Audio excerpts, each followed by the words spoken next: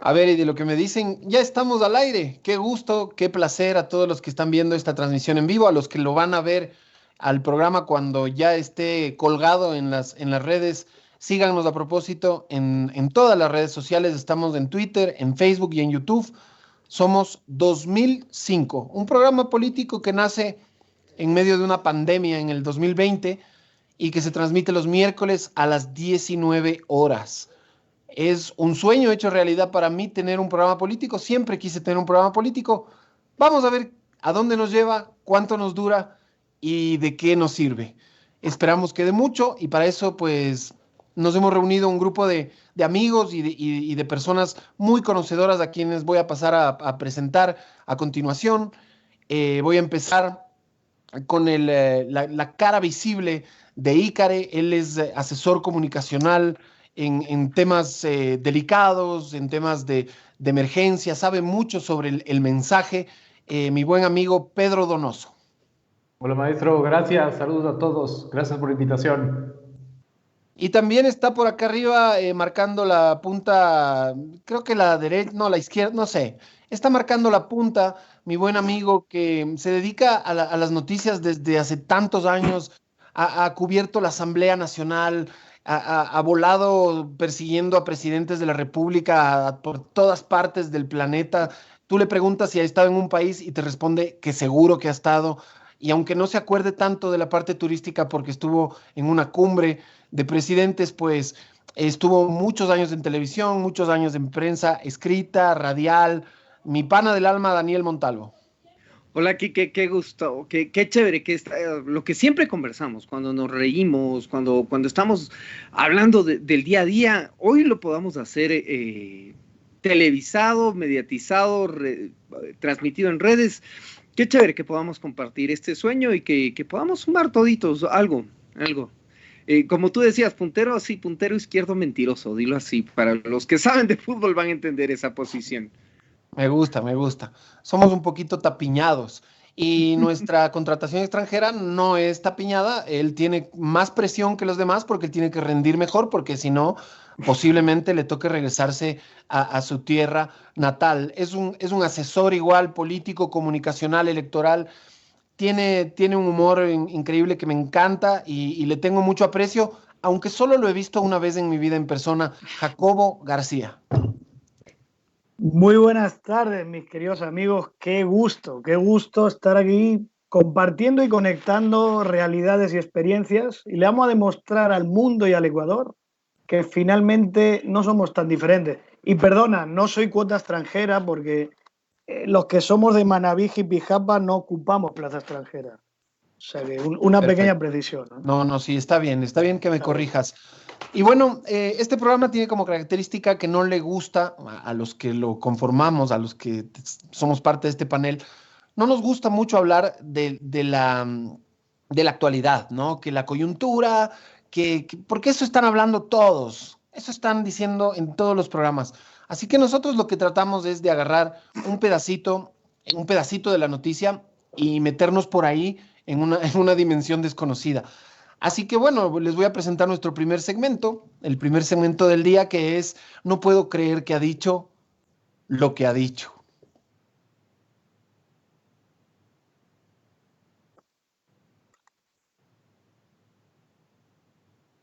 Aguántate con el video. El video es del presidente de la República contándonos sobre sus proyectos o sus anhelos, no estoy seguro. Es una mezcla de las dos quizás. En enero, él quiere que los ecuatorianos ya empecemos a vacunarnos y lo ha ofrecido en un programa radial que sostiene con algunos periodistas que invita en el Palacio de Carondelet. Y pues yo creo que se le ha escapado. Yo creo que no lo ha querido decir así como lo dijo. Ya van a saber por qué, pero pasemos con el video primero. Vacunar a todos, pero procuraremos hacerlo con la mayor eficiencia y lo más rápido posible. Pero iniciará a principios del próximo año, en los primeros 6 meses del próximo año, la vacunación. Entiendo yo que ya tendremos que va a demorar vacunar a todos, pero... Bueno, y es que los políticos tienen un defecto, muchos defectos, pero yo creo que el peor puede ser seguramente aquel en el que sueltos de huesos ofrecen cosas y muchas veces no pueden cumplir. Hay unos que cumplen un poco más del porcentaje de lo que ofrecieron, otros quizás muchísimo menos, pero este gobierno no es precisamente aquel que ha sabido cuidar su palabra para tener esa credibilidad para sí mismo y decir, bueno, yo sí cumplo lo que ofrezco. No sé si es precisamente el caso. Así que vamos a empezar con el análisis. Jacobo, dime, así en tus palabras, a tu manera, ¿será una buena idea que los políticos, después de tanto aprendizaje, porque algunos son políticos ya toda su vida, sigan diciendo cosas que no van a poder cumplir después? ¿Cómo se subsana aquello? Te voy a contar un chiste. Pues como me habéis dicho que estamos aquí en una tertulia amigable, te voy a contar un chiste de mi ciudad, de Valladolid. Dice que había un guía turístico, ¿no?, en Valladolid, con un grupo japoneses. Entonces le dice el guía turístico, miren, aquí está el castillo que mandó construir el rey Felipe II. Y los japoneses se miran así, señor, ¿no? Aquí no hay nada construido. Y dice el guía, bueno, él lo mandó construir, pero nadie le hizo caso. Bueno, más allá del limón, que ya me está llegando las... O sea, eso es este gobierno, mi querido amigo. O sea, ¿dónde está el Tren Playero? ¿Dónde está el Mundial de Fútbol? Y no solo eso, pero si es que hablan de grandes sueños y luego no son capaces de mantener la renovación de la cédula. Dios mío, entonces, más allá del análisis, ojo que te has olvidado una cosa. El diablo está en los detalles. El señor presidente empezó la frase diciendo, entiendo yo que vamos a empezar a vacunar. Con eso ya está todo claro, hermano. Entiendo yo que ya está todo dicho. Yo creo que es otro sueño más, ¿no?, para ponerle un poco de pintura a esto. Y bueno, sería ya la leche, como decimos en España, y termino, que no logren ni siquiera mantener cómo funciona la licencia, la renovación de la cédula al pasaporte, y caramba, que seamos el primer país mundial en aplicar una vacuna que no tenemos. Sería increíble. Pero bueno, les dejo la reflexión. Y tú que siempre has estado ahí metido en las asambleas, en los congresos, en Montecristi, en la presidencia, ¿cómo se dan estos gazapos, ¿no? O sea, ¿por qué a alguien tan importante como un presidente se le puede escapar algo así? ¿Cómo es la situación cuando tú estás de cerca viendo que dijo algo que realmente no tenía por qué decirlo y no sabemos por qué lo dijo? Daniel Montalvo. A ver, Quique, primero hay que determinar en qué momento todo el mundo, o digamos de esta suerte de interlocutores del presidente, se dan cuenta que fue un gazapo, porque acabamos de ver el video y el hombre lo dice, están hablando del diario y la presidenta le dice, la periodista le dice, entiendo que son en los 6 meses que vienen, y él dice, no, entiendo que es en el primer mes del próximo año. Entonces, él le corrige, le interrumpe, entonces esto se vuelve titulares. Ocurría el lunes en la mañana, a las 8:30, 9 de la mañana, estaba en el Universo, en El Comercio, en todos los medios digitales, de por aquí, por allá. Y luego, cuando a ti te llama la atención, empiezas a buscar el video y no hay. Y luego pides el corte del programa a la Secretaría de Comunicación y te mandan cualquier otra cosa. Y empiezas ya después de ver todos los titulares, de ver toda la expectativa, a reflexionar que fue un gazapo. Fue un lapsus linguis. Quizás él quiso decir en el primer semestre, pero dijo en el primer mes. Y eso, en política ya te marcó la cancha. Y ya habrá quienes te lo saquen en cara. Y ya habrá quienes te pidan y te demanden. Y esto pasa porque no te ves, y como insisto, quienes hacemos periodismo, no reflexionamos que los 7 minutos posteriores a la afirmación del presidente, el ministro de Salud hace una corrección a lo que está diciendo, y el ministro dice, bueno, inicialmente podríamos hablar del mediados del mes de abril, pero ya la gente se quedó con el titular, y no digo la gente que está consumiendo los medios o leyendo o participando del diálogo, sino quienes eran los encargados de mediar con cierta precisión este tipo de cosas. Entonces te emociona tanto que quizás el gobierno tenga un éxito, que eres el primero en hacerle porras, pero sin ser crítico, sin plantearte incluso si es que se trataba de un gazapo. Ahora yo estoy seguro que se trató de un lapsus linguis del presidente. Oye, pero ese pedazo desapareció, Daniel. Sí, ahora ya no lo encuentras. Tienes que realmente hacer un ejercicio de ingeniería en pirateaje de videos para poder obtener como hemos obtenido el corte.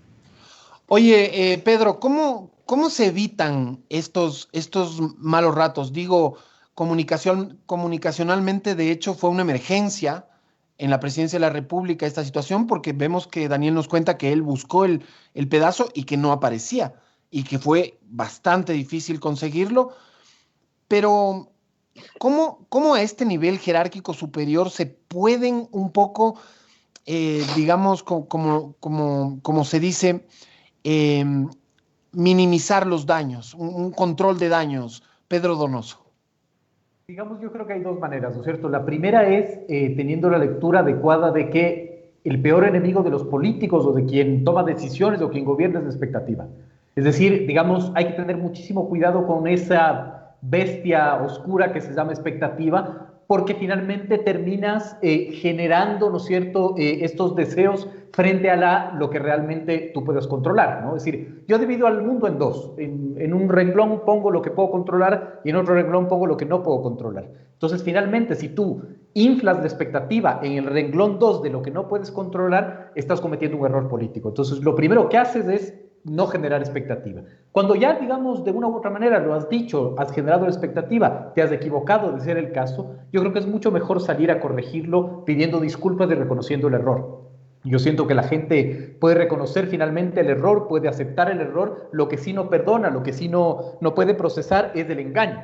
Entonces creo que es mucho más fácil el poder manejar finalmente, el decir me equivoqué, tuve un error, no dije en el primer mes en vez de decir el primer trimestre, y poder controlar esa expectativa, porque además no estás tú generando una expectativa, como se ha dicho acá, de ofrecimientos como el Tren Playero, etcétera. Estás generando una expectativa en donde los 17 millones y medio de ecuatorianos que estamos confinados en nuestras casas, finalmente estamos a la expectativa.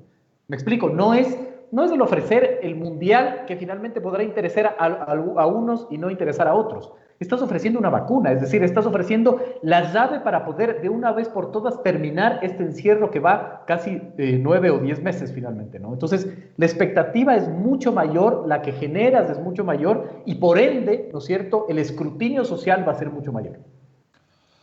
Bueno, dejamos este tema si nadie tiene nada más que acotar y podemos pasar. Ah, chévere, hay gente que está saludándonos en Facebook, saludándonos en Periscope, así que un abrazo para todos ellos, para Majo Tobar, para José David Páez, Emilio Uzcate y Catalina Vaca.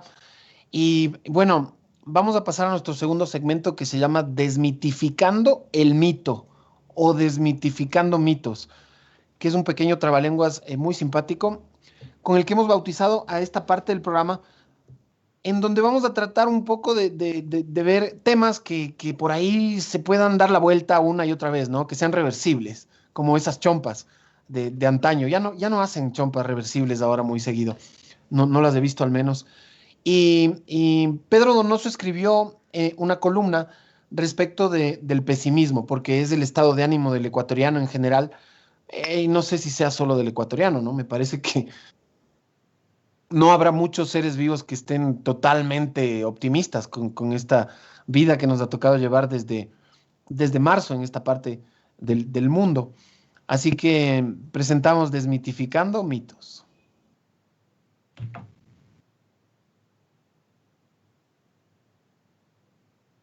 Bueno, y a ver, empecemos con Daniel, porque yo siento que el mito este del pesimismo, ¿no? El pesimismo está en todos nosotros, ¿verdad? Pero llega una buena noticia, no quiero dar ejemplos en particular, pero cualquier noticia buena que a usted le puedan dar en su casa, en su trabajo, en su vida. Y es como que uno sale de una zona de, no confort, pero un lugar donde estamos acostumbrados a estar, que es el pesimismo. Entonces, uno se siente extraño, uno se siente como, ¿por qué me estoy poniendo feliz si soy un miserable hace 9, 10 meses? Daniel Montalvo, ¿qué sientes cuando te dan una buena noticia en estos No, días? me estaba pasando que yo iba a recortar una cara de aquí del programa para hacerle meme luego, pero ya vamos a ver si es que ¿Es del no Pedro? sale, pero no. Yo ya soy meme, ya no necesito recortarme. ya te has hecho. No, a ver, Yo sí que soy meme, perdón. hablado por sí mismo, ¿quién iba a volver a hacer meme? Bueno, el asunto es que tú te sales a la calle, conversas con las personas, empiezas a hacer entrevistas por uno u otro tema y todo tiene una carga de negatividad y tú te vas contagiando. Entonces dices, ¿hasta qué punto cuando vas a la academia o a los foros te dicen, pero ¿por qué no dan buenas noticias? Y uno sí se llega a plantear, en realidad cuando das buenas noticias, estás haciéndole un bien a la sociedad. Esa es una reflexión, una pregunta, una duda. No tengo más para adelantar en este tema. Me gustaría conversar sobre las reflexiones que puedan, que digamos, los otros dos panas de panel nos puedan contar. Pero a mí sí me ha pasado que tú quieres salir a buscar una buena noticia y pecando de, quizás por el lenguaje, disculpas, pero pecas de cojudo a veces queriendo buscar una buena noticia, queriendo plantear una buena noticia y te vas a ganar más de una pifia por eso, ¿no? Antes de ir con el experto, que es Pedro, porque él escribió el editorial, la columna, pero quiero ir primero con Jacobo, porque Jacobo está en territorio. Jacobo, este momento está en un hotel de esmeraldas. Él sabe más que ninguno de nosotros cómo está el Ecuador en general. ¿Cuál es el pesimismo? ¿Ha aumentado con los meses? ¿Tú sientes como que estamos regresando a un estado más neutro poco a poco? ¿Qué onda? ¿Cuál es tu diagnóstico, doctor García? Pues mira, tío, a ver, esto yo creo que estamos todos de acuerdo, ¿no? La realidad es esta, el ánimo está por los suelos. Añadiendo un poco elementos, ¿no?, a lo que habéis dicho y va a decir don Pedro. Bueno, es que hay cosas, por ejemplo, en un país como este, ¿no?, tan acostumbrado además a liderazgos fuertes, paternalistas, caudillescos, que más allá de la etiqueta que le pongamos, lo importante de esto, creo yo, es como un país como este, cuando hay liderazgos que marcan, ¿no? Que son brújula para sus pueblos o ciudades, sean de derecha, de izquierda, de arriba, abajo, me da igual, ¿no? Pero cuando hay eso, yo pondré ahí el elemento de la relación que hay entre los liderazgos y el estado de ánimo, porque finalmente el país puede estar mejor, peor, ustedes ya han pasado de todo y algo que yo aprendo de ustedes y me gusta es que este país, sea lo que sea, va a seguir adelante. Pero creo que influye mucho cuando hay la orfandad que hay ahora, este abandono de no tener rumbo, ni presidente, ni instituciones.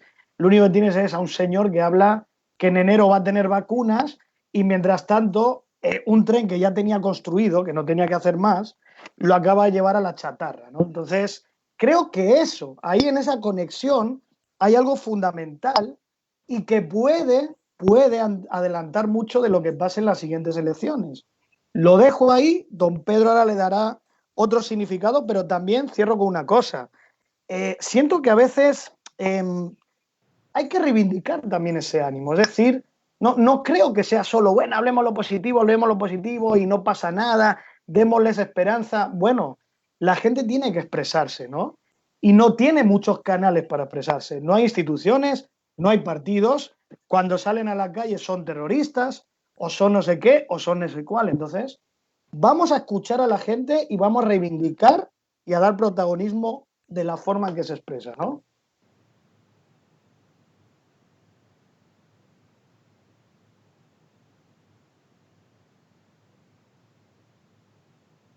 Gracias, producción. Me puse mute en el micrófono y hablando como loquito. El Pedro va a tomar ahora la palabra para explicarnos el final de este segmento, porque él es el que escribió la pieza periodística con la que nos inspiramos para hablar del pesimismo, y Pedro la tiene clara en ese sentido. ¿A qué te referías, Pedro, con el estado natural del pesimismo que de pronto se ve alterado por una buena noticia? Eh, Pedro Donoso. O sea, digamos, yo creo que los cuatro que estamos aquí y quizás la gente que nos ve, inconsciente o conscientemente, su labor es cazar mitos. Mi labor diaria es cazar mitos, es decir, yo cazo mitos para desmitificarlos, construir estrategias de posicionamiento, eso es lo que hago yo finalmente. Quizás con menos talento que el Jacobo, pero con más megas. Pero finalmente ese es el objetivo, ¿no? Pero claro, la lógica es cómo desmitificas. Y desmitificas primero identificando el mito. Y nosotros identificamos este mito de contar buenas noticias de por sí es fácil. Todo el mundo respondería que sí, finalmente. Es decir, estás contando buenas noticias. Estás contando buenas noticias desde el poder, desde la administración, desde la toma de decisiones. ¿Qué puede salir mal?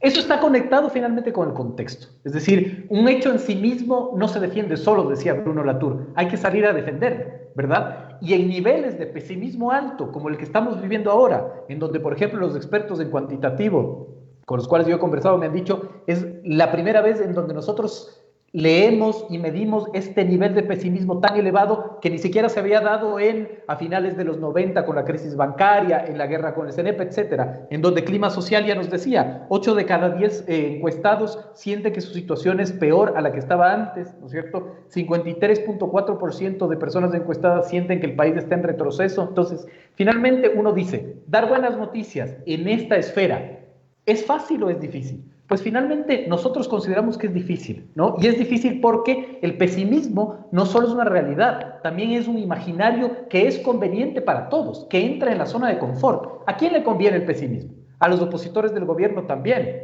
que finalmente está transversalizado ahorita por una campaña electoral. Es decir, si todo está bien, ¿cómo yo puedo acuñar e inocular que yo soy el cambio? Si todo está bien. Entonces, el pesimismo de una u otra manera también es una zona de confort, es decir, lo que yo me notaba por aquí, ¿no es cierto? El pesimismo es el lugar de encuentro, ¿no es cierto? En donde se encuentran opositores a un gobierno, donde se encuentran candidatos, etcétera. Por lo tanto, cuando tú sales a dar una buena noticia, todo el mundo te va a caer porque te va a decir, no des buenas noticias, la buena noticia que tú estás dando seguramente no es real, ya nos pasó, etcétera. Pongamos un ejemplo. La carga de pruebas PCR que el municipio anunció recientemente que iba a traer. El momento que el municipio lo lanza, yo ya salgo con, eso fue un negociado, hay investigación de la fiscalía, etcétera. Es decir, En el imaginario no es cuestión de lanzar un hecho, a ese hecho hay que contextualizarlo y salir a defenderlo con narrativas, con posicionamiento, etcétera, porque la política es líquida finalmente, y está relacionada muchísimo con esta dinámica social, con lo que el Jacobo desde la sociología puede explicarlo mejor, porque ahí, digamos, el Jacobo es un sociólogo que quiere ser abogado constitucionalista, yo soy un abogado que hubiese querido ser sociólogo en la vida, ¿no? Pero finalmente esa es un poco la dinámica. Oye, mira, hoy llevo el terno, ¿no? De abogado constitucionalista de Esmeraldas. ¿Okay? Está con el uniforme, ¿eh? No, pero en Esmeraldas es así el uniforme, ¿no? Por si la gloriosa divisa de los abogados constitucionalistas versión Provincia Verde. Oye, antes de pasar con Jacobo para que vea, para que vea lo que va a hablar, yo quería repreguntarle a Pedro algo pequeño. Durante la pandemia hubo un punto muy álgido donde empezaron a salir un caso de corrupción tras otro, eran varios por semana, parecía una epidemia, parecía otra pandemia, ¿no? Y claro, llegó un punto en el que autoridades, y te digo esto por experiencia propia, porque me contaron, me decían, hermano, nadie quiere firmar una partida presupuestaria, nadie quiere firmar un contrato, una compra de insumos, nadie quiere dar su firma para nada, porque saben que en este momento todo puede ser corrupción, todo puede ser sobreprecio, todo, esa experiencia que te cuento, ¿cómo la digamos, la extrapolamos al editorial?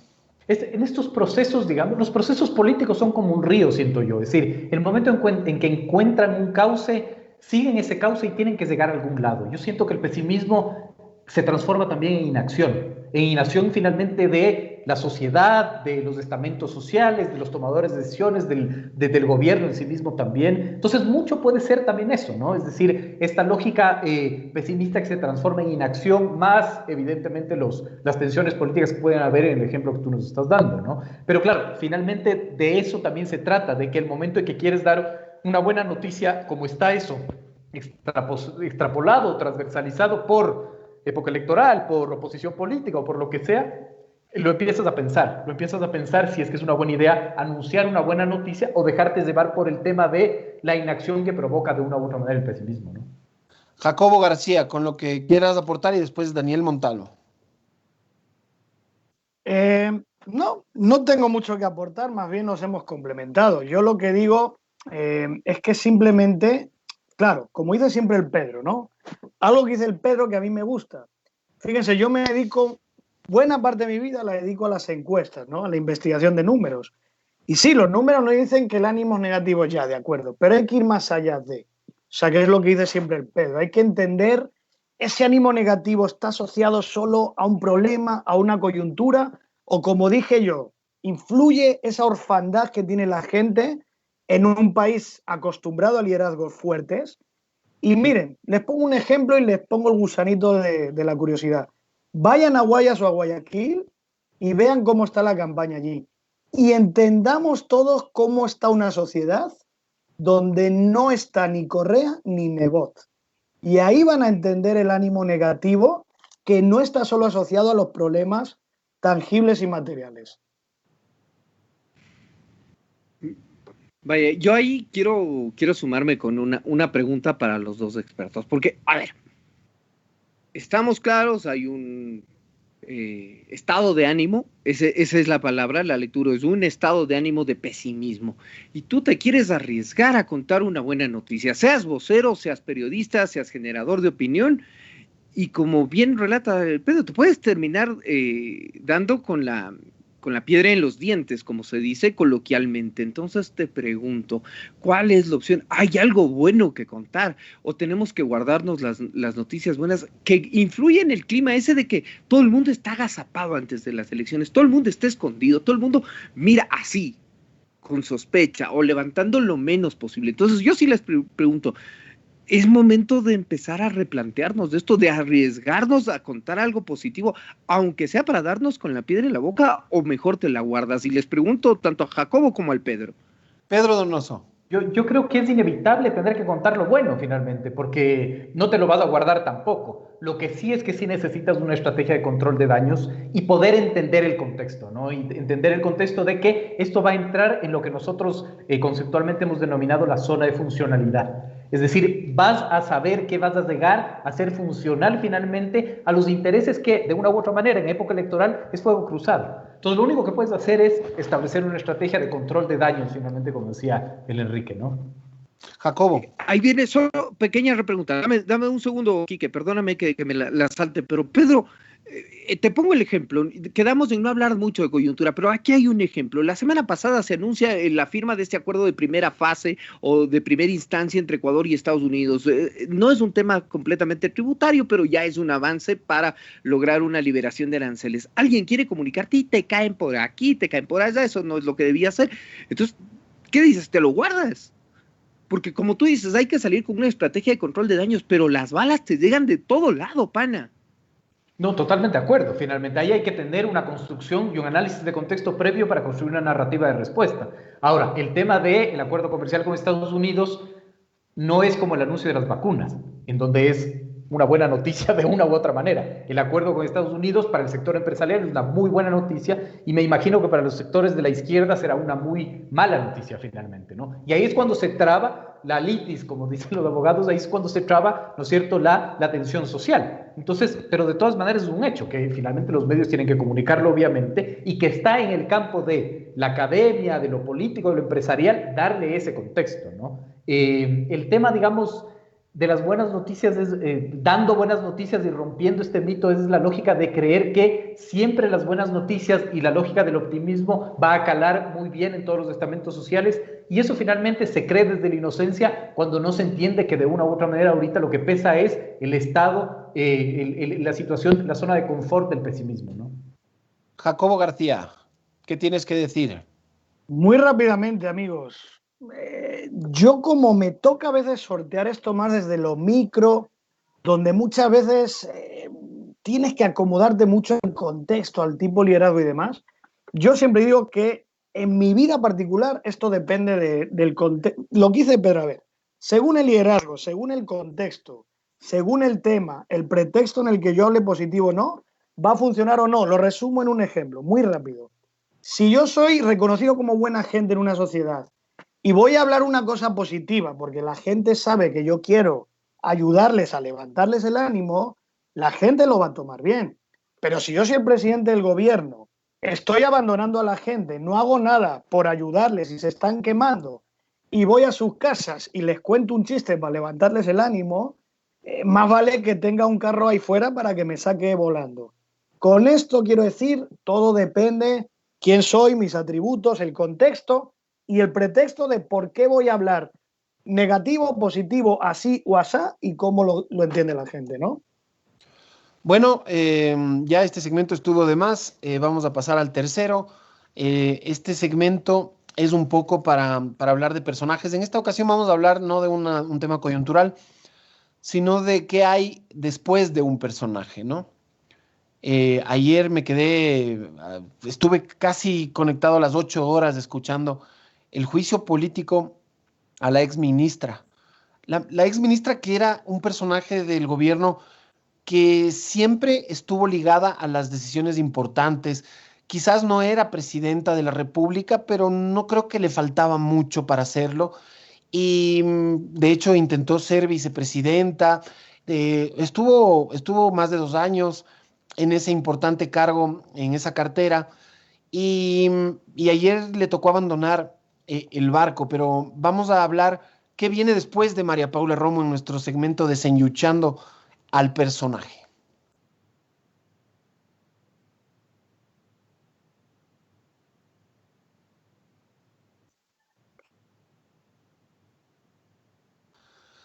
Y bueno, siempre empecé con Daniel, ahora voy a empezar con Pedro. Pedro, cuéntame, ¿qué viste tú en este Ecuador que amaneció sin un personaje preponderante? ¿Qué viste tú en este Ecuador que amaneció sin una persona que estaba demasiado ligada al poder, ¿no? Ella, yo creo que no tuvo el nivel de poder que tuvo en estos años yo creo que ni siquiera lo tuvo cuando fue asambleísta. O sea, cuando fue asambleísta tuvo un cierto nivel de poder porque eso es lo que te otorga un puesto en la asamblea, no más.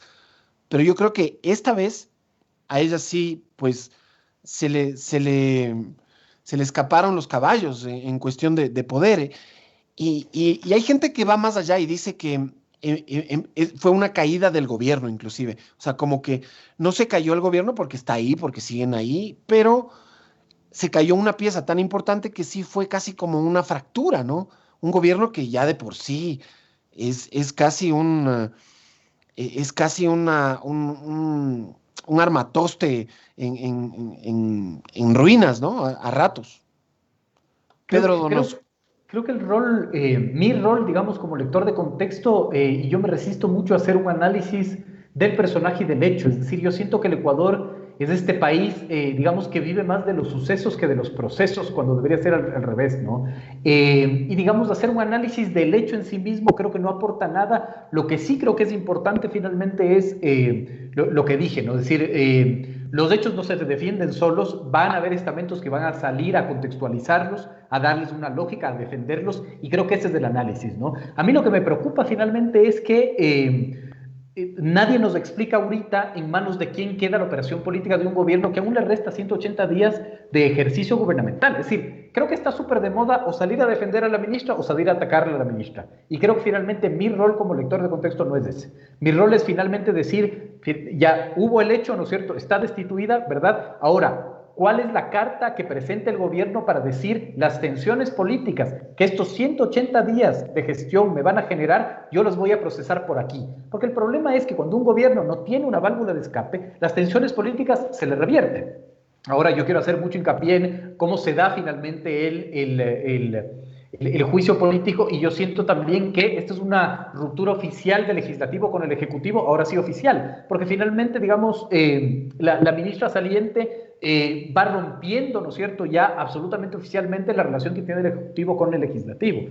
¿Cómo se va a procesar eso? O sea, de todas maneras, el Ejecutivo aún depende del Legislativo y aún depende el Legislativo del Ejecutivo. Aún hay que procesar leyes. Hay varias leyes que hay que procesar. ¿Cómo se van a procesar esas tensiones? ¿Cómo se van a procesar de una u otra manera futuros juicios políticos que puedan haber finalmente, ¿no? Eso creo que es un tema que nos deja en el vacío. Y el problema es que en política y en comunicación los vacíos no se quedan vacíos, alguien los llena.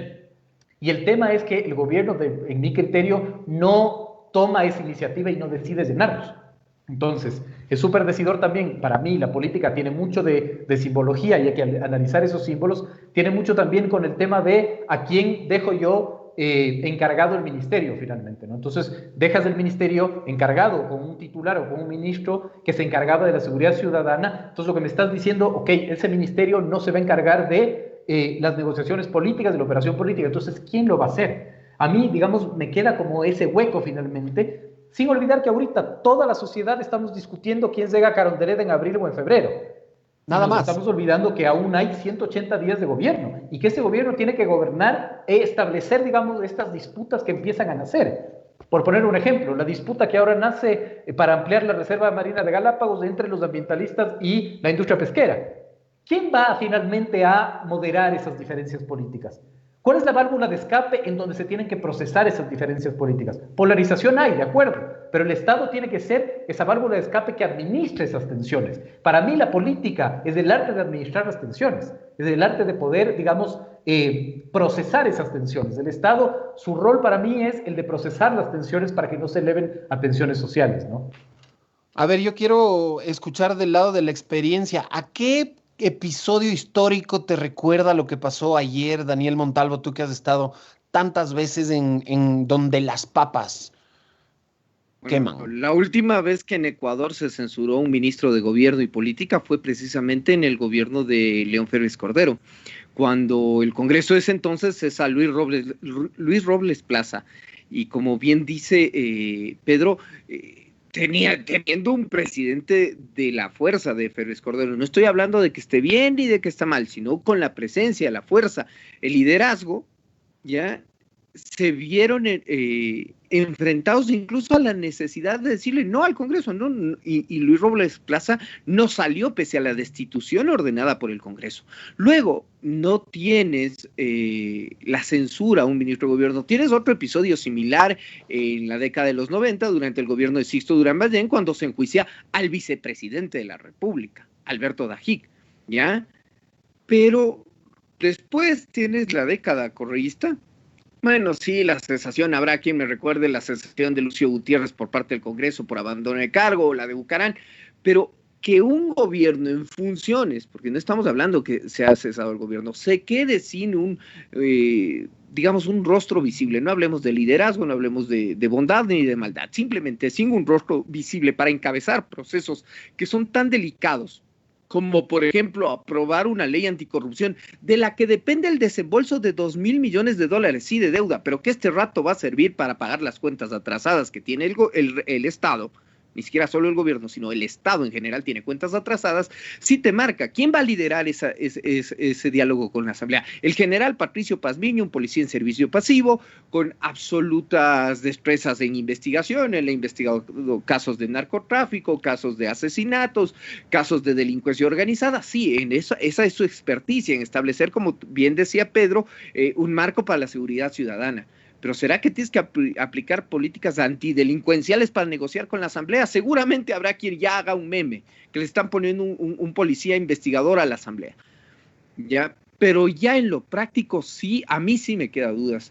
Y te digo porque en la estructura de cómo se ha visto el gobierno, tú tienes a María Paula Romo enfrentando todo lo que es fuera del Ejecutivo y a Juan Sebastián Roldán liderando todo lo que es el control y manejo y alineamiento al Ejecutivo. ¿Será que el Roldán asume esa otra tarea? Y simplemente como datito para cerrar, acuérdense de las votaciones que tuvieron cuando intentaron ser vicepresidentes en esa terna de la que salió María Alejandra Muñoz. A ver, yo tengo una pregunta un poco rara para Jacobo. Si te molesta mi pregunta, pues me lo dices en la cara, aquí estoy. Pero, ajá, te sales del grupo. Oye, yo quería saber básicamente lo siguiente. Si yo soy María Paula Romo y mañana te contrato para que me hagas una asesoría de comunicacional porque quiero continuar con mi carrera política, con toda la sinceridad del mundo, ¿qué sería lo primero que me dijeras? ¿Cuáles serían tus primeras impresiones en esta reunión imaginaria que estamos manteniendo Jacobo García? Se le fue el internet. No, el programa se llama 2005, ¿verdad? Hola, amigos.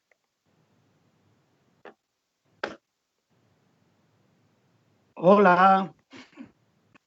Caramba. Sí, te estamos oyendo. Perdón. Digo, el programa se llama 2005, ¿verdad? Ajá. Pues yo me acuerdo, en el año 2005, no, súmale uno, 2006, el señor Hugo Chávez dijo en Naciones Unidas, se resignó y dijo, azufre, ¿no? Entonces, permíteme hacer una especie de purificación del ambiente, ¿ok? Que yo soy muy supersticioso. ¿Qué le respondería yo? Yo le respondería que para ser político hay que querer. Esa gente puede ser la ciudadanía, el pueblo, los sindicatos, las mujeres, los empresarios, quien sea, ¿no?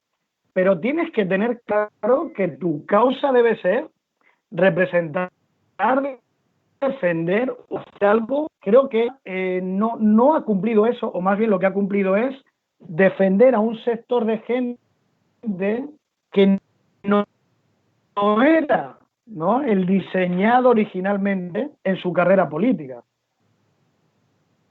Entonces, en tal caso le diría primero, y si no sabe quién es, pues hay terapias muy efectivas, ¿no?, en la psicología, de psicoterapeutas, que te ayudan a encontrarte, ¿no? Ese es mi primer consejo, porque realmente si no sabes quién eres, a quién defiendes y para qué estás, no te va a ir bien. Y la segunda, si hay que estar claro si tu rol en la política es para adentro o hacia afuera. Es decir, usted ha hablado de una política que seguramente se visualiza y se ejecuta como política dentro de esas estructuras del poder, ¿no? Y está bien, eso es legítimo. Pero una cosa es ese político y otra cosa es el político. Es decir, que marca agenda, tiene liderazgo, cuando habla la gente o es capaz de intermediar y conectar gente, problemas, realidades y resolverlos. En el caso de esta señora, yo creo que no es una política hacia afuera, solo sabe actuar hacia adentro y además con el problema añadido que ya he comentado, que tiene un grave problema de disociación identitaria personal. Ella dice ser de izquierda y las gigantas que merodean su... Pero le hemos visto al lado de un gobierno que es muy cuestionable decir que sea de izquierda. Esa es mi asesoría, querido Quique. Oye, cualquier cosa que hiciste para cambiar el internet, regrésate a como estabas antes, porque lo que dijiste de que ahora ya estás bien, justo ahora estuviste mal. Justo ahora se empezó Ay, a mi cortar la señal, Esmeraldas. sí, mi Esmeraldas. Es que claro, estamos desde allá. Bueno, mira, hay mucha gente que nos está siguiendo en el Periscope. Saludos a Roberto Romero, Jimmy Revelo, Patricio Román, Verónica Clavijo, Jorge Alejandro, Mónica Tinoco, Wellington Rubio. Verifica está verificando si este Sí. programa es real o es ficticio. Si nos Vamos a estamos cerrar, inventando, somos ajá, troles vamos a cerrar el parados desde programa de dónde. hoy. Vamos a cerrar el programa de hoy con una pequeña muestra de lo que va a venir siendo el folclore electoral. El Jacobo, que no va a hablar más hasta que se acabe el programa, Creo que ya lo arreglé, pero bueno. ahí está bien, ahí está bien. Oye, Jacobo, perdón la interrupción, Quique, pero tienes que leer el comentario que te acaba de poner el Fernando Ampuero en Por Periscope. favor. Tienes que leerlo. Bueno, Bueno, lo si está leeré. pasado de tono, lo leemos a la salida, chicos. Sí, exacto, a la salida, no, eso no se puede leer. Por la Está bien. estabilidad emocional del productor no se puede leer. Sí, por favor. Ok, en Oye, todo caso, creo, ya volví a lo de antes, ¿ok? sí, ya estás bien. Vamos con el último segmento, nuestro programa de estreno 2005. Gracias por sintonizar.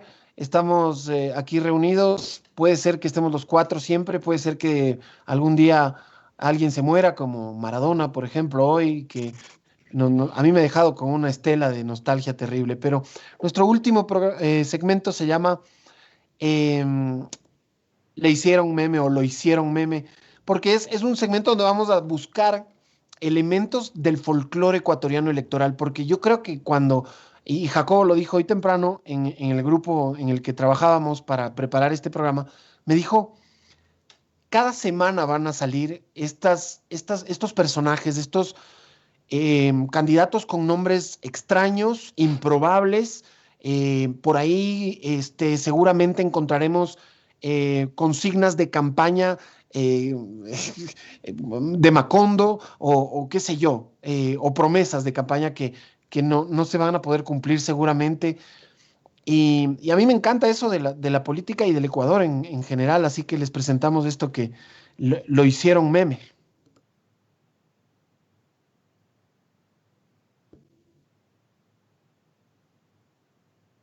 Ya, y vamos a pasar a ver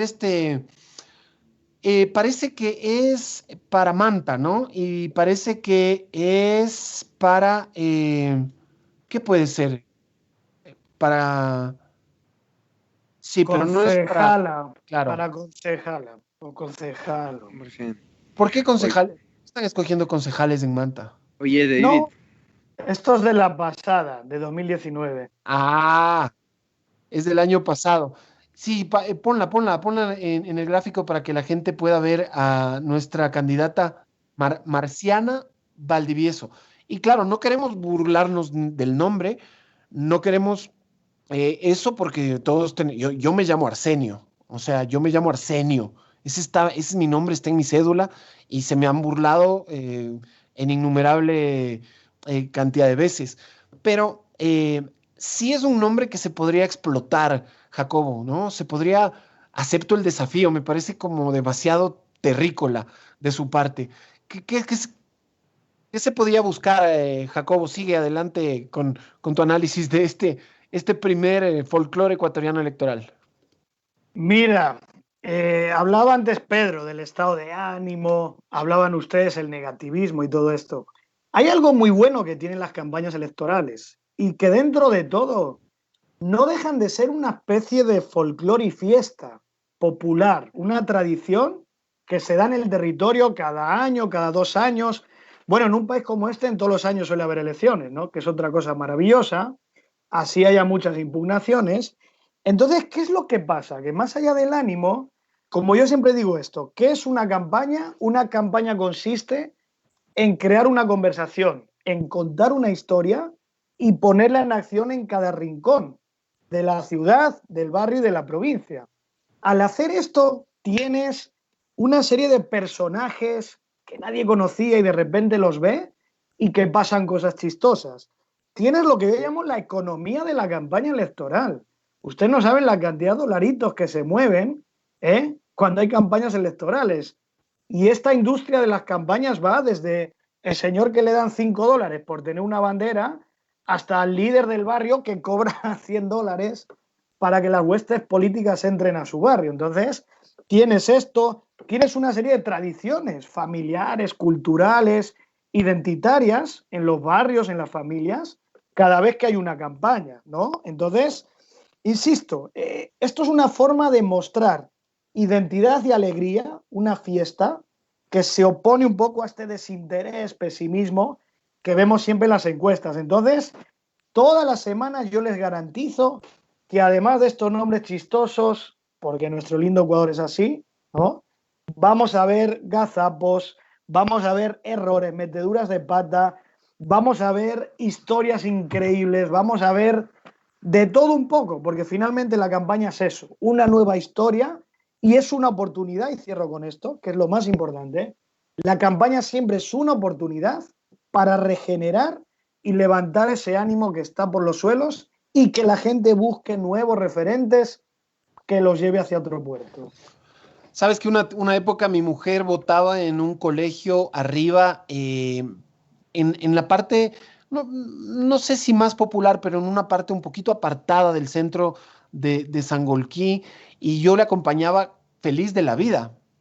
Le acompañaba feliz de la vida porque nos tocaba caminar, cerraban la calle, desde el redondel eran sí, unas 4 o 5 cuadras seguramente hasta llegar al colegio, y en el camino encontrabas ferias, encontrabas tío vivos, comida obviamente en palito. Los ecuatorianos comemos en palito, debería ser parte de nuestra esencia gastronómica. Y más adelante juguetes inflables y sobre todo había como atracciones de feria, había venta de lo que te puedas imaginar, obviamente los emplastificadores o como se llamen, y claro, era un espectáculo solo ver todas las posibilidades de comercio que se presentaban en el camino. Yo le quiero preguntar al Pedro Donoso, ¿qué elementos puede utilizar uno para una campaña política? Elementos, digo, no sé, personales, como el nombre, la barba, no sé, ¿qué se puede poner a jugar Pedro Donoso?